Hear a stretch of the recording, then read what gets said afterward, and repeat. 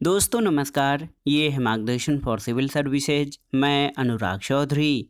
दोस्तों उत्तर प्रदेश आरओ यानी समीक्षाधिकारी सहायक समीक्षाधिकारी परीक्षा के लिए सामान्य अध्ययन के महत्वपूर्ण प्रश्नों के रिवीजन के क्रम में इस वीडियो में प्रस्तुत है भारत के भूगोल से संबंधित महत्वपूर्ण प्रश्नों का भाग 3। इसमें हम प्राकृतिक वनस्पति, सिंचाई और नहरें, कृषि और बागानी फसलों से संबंधित महत्वपूर्ण प्रश्नों को कवर करेंगे। तो आइए शुरू करते हैं आज का वीडियो। आरओ यानी समीक्षाधिकारी सहायक समीक्षाधिकारी परीक्षा के महत्वपूर्ण प्रश्नों के रिवीजन के क्रम में भारत का भूगोल खंड। पहला प्रश्न है दोस्तों, पश्चिमी हिमालय की शीतोष्ण पेटी में निम्नलिखित में से किस एक वृक्ष का बाहुल्य है? ऑप्शन है चीड़, देवदार, सिल्वर फर या नीला पाइन।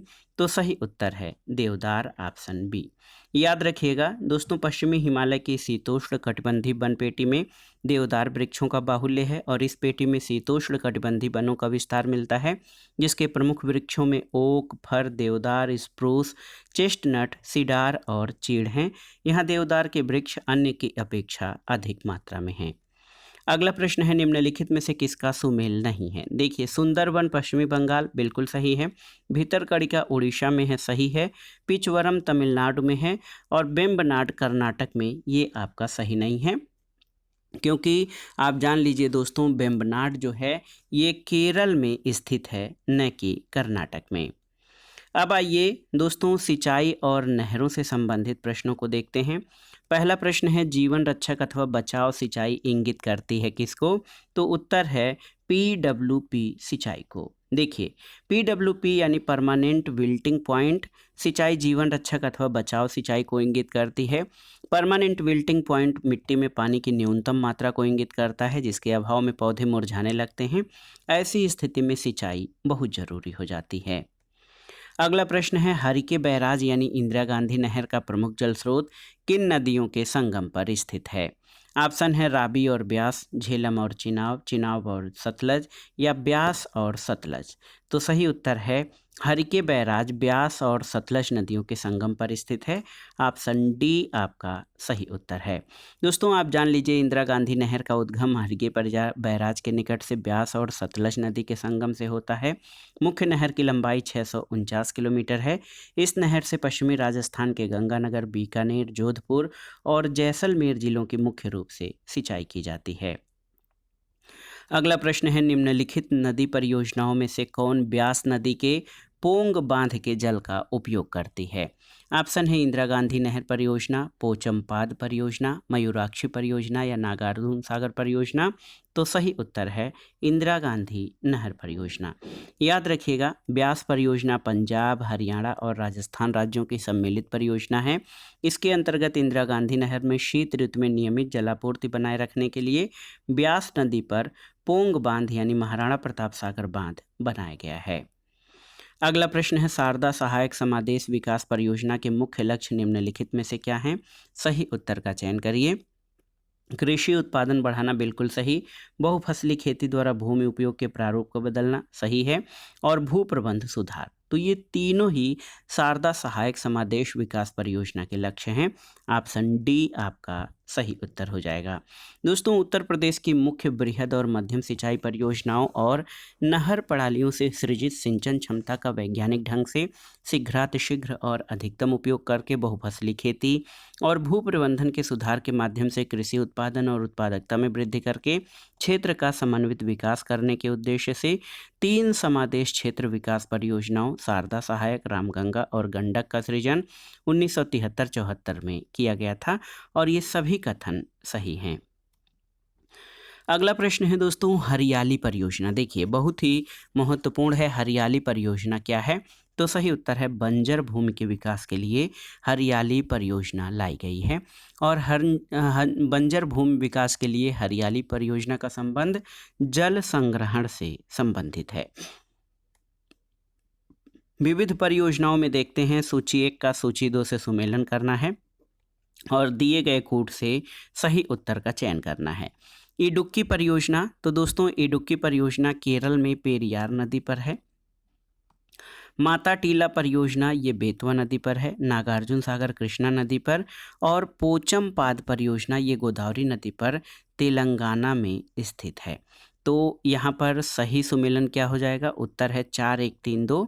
ऑप्शन सी आपका सही उत्तर हो जाएगा। देखिए, इडुक्की बांध परियोजना केरल में पेरियार नदी पर, माता टीला बांध बेतवा नदी पर उत्तर प्रदेश और मध्य प्रदेश की संयुक्त परियोजना है। नागार्जुन यानी अर्जुन और कृष्ण तो कृष्णा नदी पर है, आंध्र प्रदेश और तेलंगाना की सीमा पर। पोचमपाद परियोजना गोदावरी नदी पर तेलंगाना राज्य में स्थित है।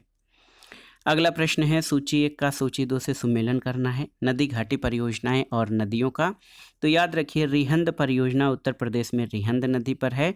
नागार्जुन सागर परियोजना कृष्णा नदी पर। पोचमपाद परियोजना आप जानते हैं गोदावरी नदी पर। और माता टीला परियोजना ये बेतवा नदी पर है। तो देखिए 3, 4, 1, 2 विकल्प आपका सही उत्तर है।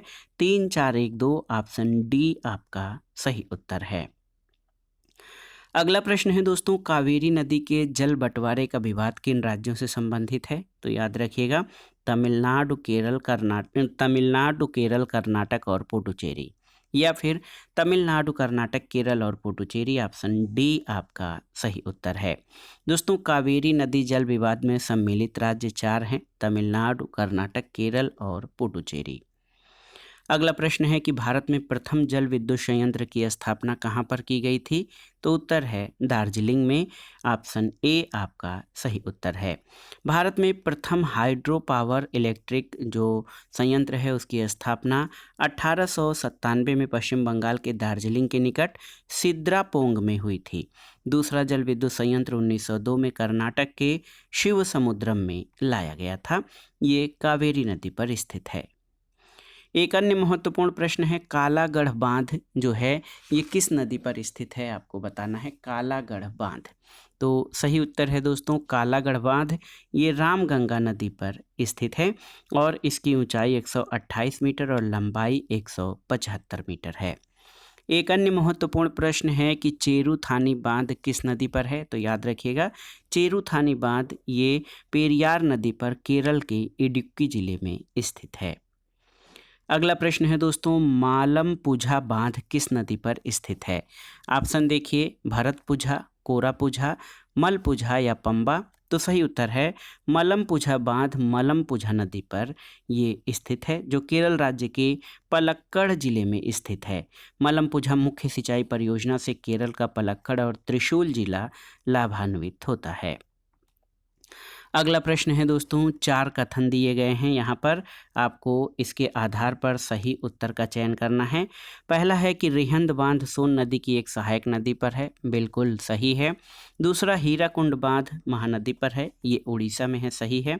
तुंगभद्रा परियोजना आंध्र प्रदेश और कर्नाटक का संयुक्त उपक्रम है, सही है। और मैथान बांध दामोदर नदी की सहायक नदी बराकर पर है। तो ये चारों ही कथन आपने जो पढ़े हैं वो सब सही हैं। 1, 2, 3, 4 आपका सही उत्तर है। देखिए रिहंद बांध सोन नदी की सहायक नदी रिहंद पर है, हीराकुंड बांध महानदी पर, तुंगभद्रा परियोजना तुंगभद्रा नदी पर आंध्र प्रदेश और कर्नाटक की संयुक्त परियोजना है। मैथान बांध बराकर नदी पर है और मैथान बांध का निर्माण 1957 में पूरा किया गया था। अगला प्रश्न है, सूची 1 का सूची 2 से सुमेलन करिए। तो यहाँ पर आपको दुलहस्ती बांध, तो दुलहस्ती बांध चिनाव नदी पर है। गांधी सागर ये चंबल नदी पर है। उकाई बांध जो है दोस्तों तापी नदी पर और तवा बांध तवा नदी पर स्थित है। 2, 1, 3, 4 सही उत्तर 2, 1, 3, 4 ऑप्शन डी आपका सही उत्तर हो जाएगा। अगला प्रश्न बहुत ही महत्वपूर्ण है पूछा गया है कि बगलिहार जल विद्युत परियोजना जो हाल में चर्चा में रही ये कहाँ पर है? तो ये जम्मू कश्मीर में दोस्तों ये चिनाब नदी पर स्थित है। तो याद रखिएगा चिनाब नदी पर स्थित है बगलिहार जल विद्युत परियोजना, ये जम्मू कश्मीर राज्य में स्थित है। अगला प्रश्न है, सिंगरौली जल विद्युत परियोजना कहाँ पर अवस्थित है? आपको बताना है। तो सिंगरौली उत्तर प्रदेश में स्थित जल विद्युत परियोजना सोनभद्र जिले में स्थित है। अगला प्रश्न है, दुलहस्ती हाइड्रो पावर स्टेशन कहाँ पर है? तो उत्तर है चिनाब नदी पर, जो कि जम्मू और कश्मीर के किश्तवाड़ जिले में चिनाब नदी पर स्थित है। एक अन्य महत्वपूर्ण प्रश्न, तुलबुल परियोजना किस नदी पर है? तो तुलबुल परियोजना झेलम नदी पर है। भारत इसे तुलबुल नौवहन परियोजना कहता है, जबकि पाकिस्तान बूलर बैराज परियोजना कहता है। अगला प्रश्न है कि निम्नलिखित में से कौन सा युग्म सही सुमेलित नहीं है? गलत युग्म को पहचानना है। सरदार सरोवर बांध नर्मदा नदी पर सही है। तलैया बांध कोनार नदी पर ये सही नहीं है, क्योंकि ये बराकर नदी पर है तिलैया बांध। यहाँ पर मैं नोट कर दे रहा हूँ, तिलैया बांध बराकर नदी पर है। गांधी सागर बांध चंबल पर और नागार्जुन सागर जो है ये कृष्णा नदी पर है। तो ऑप्शन बी आपका गलत सुमेलित है। तिलैया बांध कोनार नदी नहीं बल्कि बराकर नदी पर स्थित है। अगला प्रश्न है, गोविंद वल्लभ पंत सागर जलाशय कहाँ पर स्थित है? तो ये उत्तर प्रदेश में स्थित है, सोनभद्र जिले में। और ये जलाशय उत्तर प्रदेश और मध्य प्रदेश की सीमा पर रिहंद नदी पर बनाया गया है। तो जल विद्युत परियोजनाओं के बाद आइए कृषि से संबंधित महत्वपूर्ण प्रश्नों को देखते हैं। पहला प्रश्न है, देश में एग्रो इकोलॉजिकल क्षेत्रों की संख्या कितनी है? तो याद रखिएगा, भारत में कुल 20 एग्रो इकोलॉजिकल क्षेत्र हैं। दोस्तों, नेशनल ब्यूरो ऑफ सॉइल सर्वे के अनुसार भारत को 20 कृषि पारिस्थितिकी क्षेत्रों और 60 कृषि पारिस्थितिकी उप क्षेत्रों में विभाजित किया गया है और इसका वर्गीकरण मिट्टी, जैव, जलवायु प्रकार और प्राकृतिक भौगोलिक स्थितियों के आधार पर किया गया है। अगला प्रश्न है, निम्नलिखित में से कौन सा सुमेलित नहीं है? यहाँ पर आपको बताना है, महत्वपूर्ण प्रश्न है। तो जवाहरलाल नेहरू कृषि विश्वविद्यालय मध्य प्रदेश में, तो ये बिल्कुल सही, जबलपुर मध्य प्रदेश में है। सरदार वल्लभ भाई पटेल उत्तर प्रदेश कृषि और प्रौद्योगिकी विश्वविद्यालय, तो ये आपका उत्तर प्रदेश में स्थित है, उत्तर प्रदेश में। और इसके अलावा देखिए, इंदिरा गांधी कृषि विश्वविद्यालय राजस्थान में, तो इंदिरा गांधी कृषि विश्वविद्यालय ये रायपुर छत्तीसगढ़ में स्थित है। और आचार्य एनजी रंगा एग्रीकल्चरल यूनिवर्सिटी तेलंगाना, तो ये दोस्तों ये आचार्य एनजी रंगा एग्रीकल्चरल यूनिवर्सिटी ये तेलंगाना में नहीं बल्कि गुंटूर आंध्र प्रदेश में स्थित है। तो यहाँ पर दो विकल्प ऐसे हैं जो कि सही सुमेलित नहीं हैं, तो इसलिए इसका कोई सटीक उत्तर नहीं दिया जा सकता है। अगला प्रश्न है, वर्ष 2015-16 में भारत का कौन सा राज्य गेहूं का सबसे बड़ा उत्पादक राज्य रहा? तो ये था उत्तर प्रदेश। लेकिन वर्तमान में जो आंकड़े हैं उसमें जो हमारा सर्वाधिक उत्पादक राज्यों में गेहूं उत्पादन में उत्तर प्रदेश प्रथम स्थान पर, मध्य प्रदेश द्वितीय और पंजाब तीसरे स्थान पर है। अगला प्रश्न है दोस्तों, गेहूं के अधिकतम उत्पादन वाला राज्य कौन सा है? तो गेहूं के अधिकतम उत्पादन वाला राज्य उत्तर प्रदेश है, ऑप्शन सी आपका सही उत्तर है। अगला प्रश्न है, निम्नलिखित में से कौन सही सुमेलित नहीं है? देखिए, धान गोविंद सही है, गेहूं की प्रजाति शुष्क सम्राट सही नहीं है, अरहर का पारस और मटर का प्रकाश। दोस्तों, शुष्क सम्राट जो है ये धान की प्रजाति है, न कि गेहूं की, तो ऑप्शन बी आपका सही सुमेलित नहीं है। दोस्तों, शुष्क सम्राट धान की एक प्रजाति है, इसका प्रयोग पूर्वी उत्तर प्रदेश, बिहार, छत्तीसगढ़ आदि राज्यों में सूखा प्रभावित क्षेत्रों में होता है। अगला प्रश्न है, राष्ट्रीय केला अनुसंधान केंद्र कहाँ पर स्थित है? तो ये त्रिची में स्थित है, त्रिचुरापल्ली। तो याद रखिएगा, राष्ट्रीय केला अनुसंधान केंद्र त्रिची तिरुचिरापल्ली तमिलनाडु में स्थित है। 1993 को ICAR द्वारा एक मिशन मोड और अनुसंधान केंद्र के रूप में इसकी स्थापना की गई थी।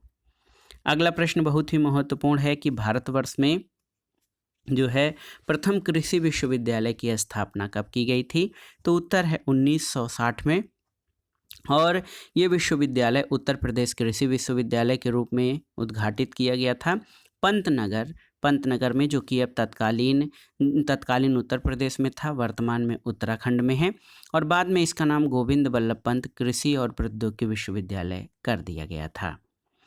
अगला प्रश्न है, भारत में संकार या चालू जोतों का सबसे बड़ा औसत आकार किस राज्य में है?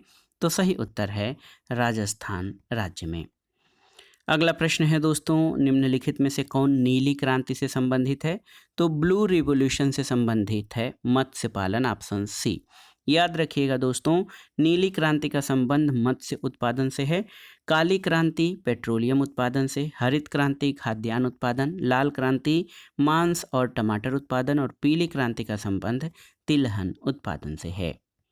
अगला प्रश्न है पीली क्रांति या पीत रिवॉल्यूशन, जिसको येलो रिवॉल्यूशन कहते हैं, इसका संबंध किससे है? तो ये तिलहन उत्पादन से संबंधित है। ऑप्शन डी आपका सही उत्तर हो जाएगा। अगला प्रश्न है नीली क्रांति किससे संबंधित है? तो याद रखिएगा, नीली क्रांति मत्स्य या मछली उत्पादन से संबंधित है। अगला प्रश्न है कुसुम एक तिलहनी फसल है, इसका वैज्ञानिक नाम क्या है? तो याद रखिएगा, कार्थेमस टिंक्टोरियस। कार्थेमस टिंक्टोरियस ये कुसुम का वैज्ञानिक नाम है, याद रखिएगा, ये एक तिलहनी फसल है। अगला प्रश्न है दोस्तों, जीरो टिल और उर्वरक ड्रिल विकसित किया गया है कहाँ पर? PAU लुधियाना में, जीबी पंत कृषि और प्रौद्योगिकी विश्वविद्यालय पंतनगर में, या फिर IISR लखनऊ में, या IIAR नई दिल्ली में। तो सही उत्तर है जीबी पंत कृषि और प्रौद्योगिकी विश्वविद्यालय पंतनगर में। याद रखिएगा दोस्तों, टिलेज पद्धति के अनुसार बिना जुताई किए कई वर्षों तक खेती की जा सकती है। भारत में सबसे पहले जीबी पंत कृषि और प्रौद्योगिकी विश्वविद्यालय पंतनगर उत्तराखंड द्वारा जीरो टिल बीज और उर्वरक ड्रिल का विकास किया गया। अगला प्रश्न है प्रमाणित बीज के थैलों पर प्रयोग किए जाने वाले टैग का रंग क्या होता है? तो उत्तर है नीला। ऑप्शन ए आपका सही उत्तर है। दोस्तों, बीज को कई रूपों में वर्गीकृत किया जाता है। एक तो प्रजनक बीज, ये बीज उत्पादन का मूल स्रोत होता है। ये अनुसंधान केंद्रों और कृषि विश्वविद्यालयों द्वारा तैयार किया जाता है। इसके पैकिंग थैले पर सुनहरे रंग का टैग लगाया जाता है। आधार बीज प्रमाणीकरण संस्था की देखरेख में प्रजनक बीज से तैयार बीज आधार बीज तैयार किया जाता है। इसके थैले पर सफ़ेद रंग का टैग होता है। और प्रमाणित बीज इसे आधार बीज से उत्पादित किया जाता है। निर्धारित मानकों पर उपयुक्त होने पर प्रमाणीकरण संस्था इसे जारी करती है और इसके पैकिंग थैले पर नीले रंग का टैग लगाया जाता है। अगला प्रश्न है कथन और कारण से संबंधित है। देखिए, कथन है पंजाब चावल का एक महत्वपूर्ण निर्यातक है, ये आपका सही है। और ये प्रदेश चावल के उत्पादन में अग्रणी है, तो ये गलत है। दोस्तों, ए सही और आर गलत है। ऑप्शन डी आपका सही उत्तर हो जाएगा। पंजाब जो है, जब ये प्रश्न 2001 में पूछा गया था तो उस समय चावल के महत्वपूर्ण उत्पादक राज्यों में था, जो कि तीसरा स्थान था। ये चावल का अतिरिक्त उत्पादक है, जहां से देश के अन्य क्षेत्रों को चावल की आपूर्ति की जा रही है। 2021-22 के अनुसार भारत में चावल का अग्रणी उत्पादक राज्य पश्चिम बंगाल है, न कि पंजाब। अगला प्रश्न है निम्नलिखित में से कौन एक तिलहनी फसल है? मसूर, लोबिया, सूर्यमुखी या बरसीम? तो सही उत्तर है सूर्यमुखी एक तिलहनी फसल है। तिलहनी फसलों में तोरिया, सरसों, तिल, अलसी, सोयाबीन, सूर्यमुखी, मूंगफली आदि हैं। अगला प्रश्न है गेहूं के साथ दो फसली के लिए अरहर की उपयुक्त किस्म कौन सी है? तो सही उत्तर है UPAS 120। याद रखिएगा दोस्तों, गेहूं के साथ दो फसली के लिए अरहर की उपयुक्त किस्म UPAS 120 है। इसके अलावा अरहर की अन्य किस्में ICPL 151, ICPL 87, बहार, NDA 1 आदि प्रमुख किस्में हैं। अगला प्रश्न है पेगिंग। पेगिंग एक लाभकारी प्रक्रिया है किसमें? आपको बताना है पेगिंग किसमें एक लाभकारी प्रक्रिया है। तो सही उत्तर है मूंगफली में पेगिंग का प्रयोग किया जाता है। दोस्तों, इसमें क्या होता है, परागण के बाद फूल के अवशेष भाग के आधार से पेग निकालकर जड़ की तरह नीचे की ओर मोड़कर जमीन के भीतर वृद्धि करता है। अगला प्रश्न कथन और कारण से संबंधित है। कथन है चीनी उद्योग दक्षिण भारत में अधिक विकसित है, बिल्कुल सही है। कारण है कि गन्ने की प्रति हेक्टेयर पैदावार और गन्ने की रस की मात्रा दक्षिणी राज्यों में अधिक होती है। तो ए और आर दोनों सही हैं और ए का सही स्पष्टीकरण आर है। क्यों? क्योंकि चीनी उद्योग दक्षिण भारत में अधिक विकसित है। महाराष्ट्र, कर्नाटक और तमिलनाडु भारत में चीनी के प्रमुख उत्पादक राज्य हैं। दक्षिण भारत में अनुकूल जलवायु, उपयुक्त मृदा और उचित सिंचाई व्यवस्था के कारण गन्ने की उच्च उत्पादकता यानी गन्ने की प्रति हेक्टेयर पैदावार और गन्ने में रस की मात्रा अधिक होती है। कथन ए और कारण आर दोनों सही हैं। अगला प्रश्न है दोस्तों, गन्ने के बीज का उत्पादन किया जाता है कहाँ से? तो उत्तर है एसबीआई कोयम्बटूर से। गन्ना प्रजनन संस्थान यानी sugar cane breeding institute Coimbatore Bharat में विश्व के अग्रणी गन्ना संस्थानों में शामिल है। और आप जान लीजिए कि भारत के विभिन्न कृषि जलवायु क्षेत्रों के लिए गन्ने के उपयुक्त और बेहतर किस्मों के उत्पादन के लिए इसकी स्थापना 1912 में की गई थी। अगला प्रश्न है, गन्ने की अर्धसाली फसल पकने के लिए कितना समय लेती है? तो उत्तर है 18 माह। गन्ने की अर्धसाली फसल की खेती मुख्य रूप से महाराष्ट्र में कम वर्षा वाले क्षेत्रों में की जाती है। इसकी बुआई जुलाई अगस्त में होती है और ये पकने में 16 से 18 महीने का समय लेती है। अगला प्रश्न है दोस्तों, भारत में सोयाबीन का अग्रणी उत्पादक राज्य कौन सा है? तो उत्तर है मध्य प्रदेश।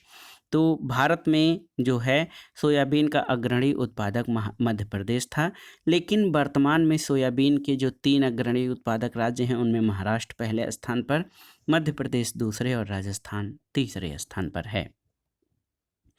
अगला प्रश्न है, भारत में सोयाबीन का सबसे अधिक उत्पादन किस राज्य में होता है?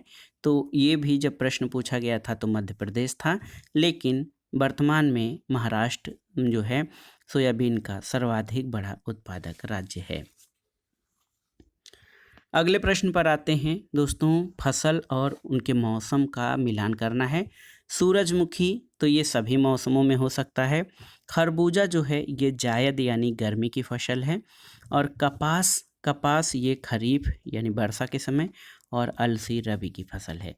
तो 4 2 1 3 4 2 1 3 का मिलान करिए। 4 2 1 3 ऑप्शन बी आपका सही उत्तर है। अगला प्रश्न है, राजस्थान किस वस्तु का प्रमुख उत्पादक है? ऑप्शन है चना, सरसों, कपास या गेहूं। तो सही उत्तर है सरसों। अगला प्रश्न है दोस्तों, यहाँ पर महत्वपूर्ण प्रश्न है, निम्नलिखित में से कौन सा सही सुमेलित नहीं है? फसल और खरपतवार। तो देखिए, गेहूं में फ्लेरिस माइनर तो सही है। धान में बथुआ ये सही नहीं है। मटर में प्याजी और बरसिम में कासनी खरपतवार लगता है। तो याद रखिएगा, बथुआ का वानस्पतिक नाम चिनोपोडियम एल्बम है। ये प्राय गेहूं, मटर, सरसों आदि की फसलों में खरपतवार के रूप में उगता है। इसके हरे पत्तों का उपयोग सब्जियों के रूप में होता है। ये धान की फसल में नहीं उगता, इसलिए विकल्प बी आपका सही उत्तर नहीं है। अगला प्रश्न है, 2011-12 में किस राज्य में दलहन का उत्पादन सर्वाधिक था? तो ये प्रश्न आपका गलत हो गया है। 2022-23 के अनुसार जो आर्थिक समीक्षा है इसमें दालों का सबसे बड़ा उत्पादक राज्य मध्य प्रदेश है। तो यहाँ पर मध्य प्रदेश सही उत्तर आपका हो जाएगा। अगला प्रश्न है, यहाँ पर आपको 4 कथन दिए गए हैं, इन कथनों पर विचार करना है और सही उत्तर का चयन करना है। तो भारत में कर्नाटक जो है दोस्तों, ये कच्चे रेशम का सबसे बड़ा उत्पादक है। देखिए, तो सही उत्तर कर्नाटक कच्चे रेशम का सबसे बड़ा उत्पादक है, बिल्कुल सही। भारत में आंध्र प्रदेश शहतूत रेशम का सबसे बड़ा उत्पादक है, सही नहीं है। भारत में झारखंड टसर रेशम का सबसे बड़ा उत्पादक है, सही है। और मेघालय इरी रेशम का सबसे बड़ा उत्पादक है, ये आपका गलत है। तो यहाँ पर 1 और 3 आपके सही उत्तर हैं, विकल्प सी सही उत्तर हो जाएगा, 1 और 3। तो दोस्तों, रेशम जो है रेशम का उत्पादन, शहतूत रेशम का उत्पादन कर्नाटक में, टसर रेशम झारखंड में, ईरी रेशम असम और बोडोलैंड में, और मूंगा रेशम असम और बोडोलैंड में इसका उत्पादन किया जाता है। अगला प्रश्न है, निम्नलिखित में से किस फसल की रोपाई की जाती है? देखिए, सरसों, धान, गेहूं या मक्का। तो सही उत्तर है धान की। देखिए दोस्तों, धान की रोपाई की जाती है।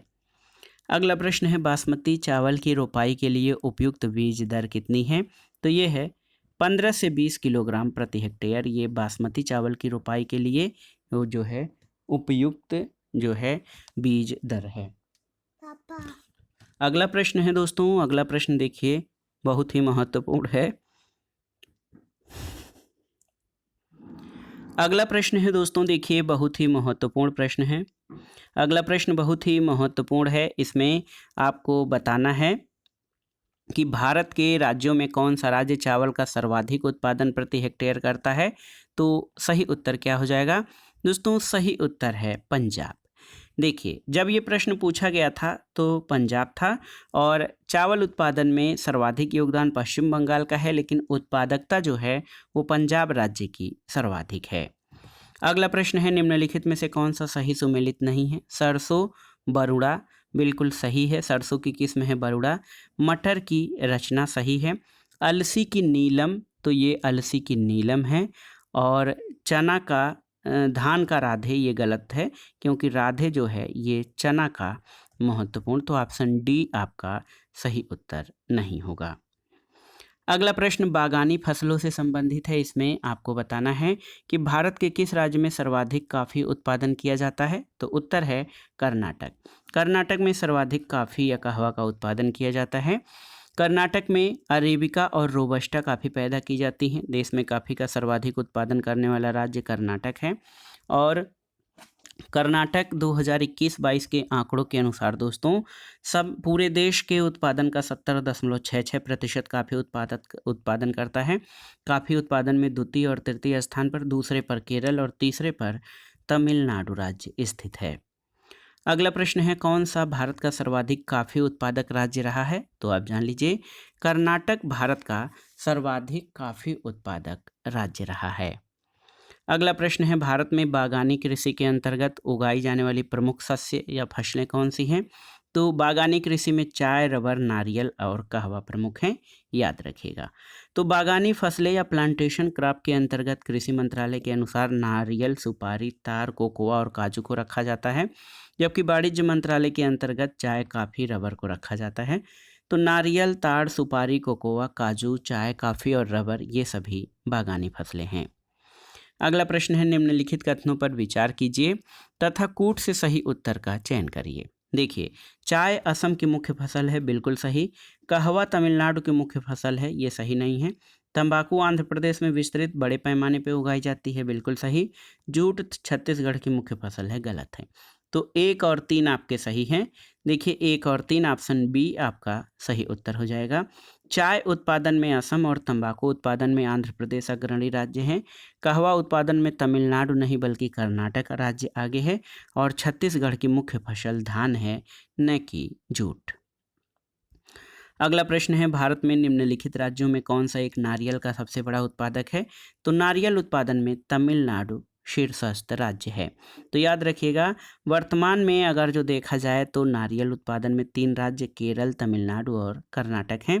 तो वर्तमान में केरल नारियल का सबसे बड़ा उत्पादक राज्य है। अगला प्रश्न है, मसालों का बागान कहा जाने वाला राज्य कौन है? तो केरल को मसालों का बागान कहा जाता है क्योंकि यहाँ पर कई प्रकार की मसाला की किस्में उगाई जाती हैं।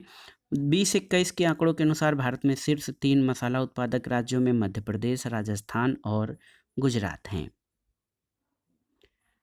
अगला प्रश्न है, सूची 1 का सूची 2 से सुमेलन करिए और दिए गए कोड से सही उत्तर का चयन करिए। जूट का अग्रणी उत्पादक राज्य पश्चिम बंगाल है। चाय का असम है, रबर का केरल है और गन्ना का उत्तर प्रदेश।